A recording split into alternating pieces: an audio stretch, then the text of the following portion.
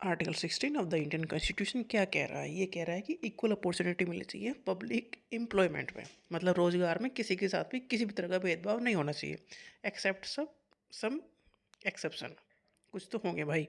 तो आर्टिकल 16 किसके बारे में? एम्प्लॉयमेंट अपॉर्चुनिटीज़ इक्वल देंगे सभी को। 16.1 कह रहा है equality of opportunity on the matter of public employment. ठीक है, ये तो सिंपल सी बात हो गई। 16.2 कह रहा है नो डिस्क्रिमिनेशन इज डन, कोई भी डिस्क्रिमिनेशन मतलब भेदभाव नहीं होगा भाई in public employment on the basis of religion, caste, gender, place of birth, मतलब किसी भी बेस पर डिस्क्रिमिनेशन नहीं कर सकते आप। पहला कह रहा है इक्वल अपॉर्चुनिटी मिलेंगी। दूसरा आर्टिकल कह रहा है 16.2 कह रहा है कोई भी डिस्क्रिमिनेशन नहीं होगा। पहला आर्टिकल कह रहा है कि इक्वल अपॉर्चुनिटी दी जाएंगी। ठीक है, आर्टिकल 16.2 कह रहा है 16.2 कोई डिस्क्रिमिनेशन नहीं होगा किसी भी बेस पे। ठीक है, अब तीसरा कुछ और कहेगा पक्का।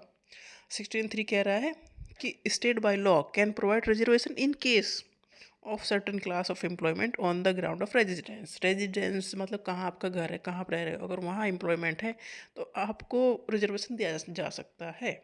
मतलब कुछ जॉब तो ऐसी होंगी ना जो आसपास के लोगों को मिलेंगी। तो 16.3 या 16.3 आर्टिकल यही कह रहा है कि भाई डिस्क्रिमिनेशन इस वजह से हो सकता है कि जहाँ जॉब है वहाँ के आसपास के लोगों को रोज़गार पहले दिया जाए। ये 16.3 आर्टिकल है state by law can provide reservation in case of certain class of employment on the ground of residence. Residence के बेस पे मतलब जहाँ रोज़गार लगा है वहाँ के आसपास के लोगों को रोज़गार दिया जा सकता है कुछ परसेंट, मतलब ऐसा नहीं पूरा उन्हें दे देंगे। 16.4 कह रहा है आर्टिकल 16 किसे बिलोंग कर रहा है? Employment opportunities. 16.1 किसे क्या कह रहा है? इक्वल अपॉर्चुनिटी देंगे सभी को। 16.2 के क्या कह रहा है? कोई भी डिस्क्रिमिनेशन नहीं करेंगे किसी किसी भी बेस पर। 16.3 कह रहा है कि रेजिडेंस के बेस पर हो सकता है कुछ कुछ जॉब उन्हें मिल जाए जो आसपास के हों, मतलब एम्प्लॉयमेंट में जो रेजिडेंस जो दिया जा रहा है रोज़गार वो आसपास के लोगों को दिया जाएगा पहले, ये हो सकता है।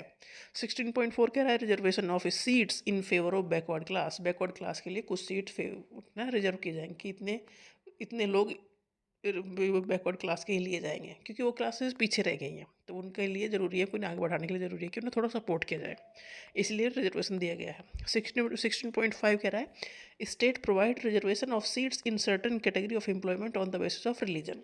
कुछ चीज़ें ऐसी हैं जो रिलीजन के बेस पर की जाती है, जैसे मंदिर का पुजारी बढ़ाना है तो डेफिनेटली पुजारी हिंदू ही होगा वो, तो इस तरह से कुछ सीटें रिजर्व की जा सकती हैं क्योंकि मुस्लिम में कहीं लगाना तो हो सकता है, मुस्लिम भी लगा बनाए वहाँ। तो स्टेट कुछ सीटें ऐसी जहाँ पर रिलीजन के बेस पे एम्प्लॉयमेंट मिलना है तो वहाँ रिजर्वेशन हो सकता है। तो ये एम्प्लॉयमेंट को लेकर आर्टिकल 16 सारे प्रोविजन इसमें है।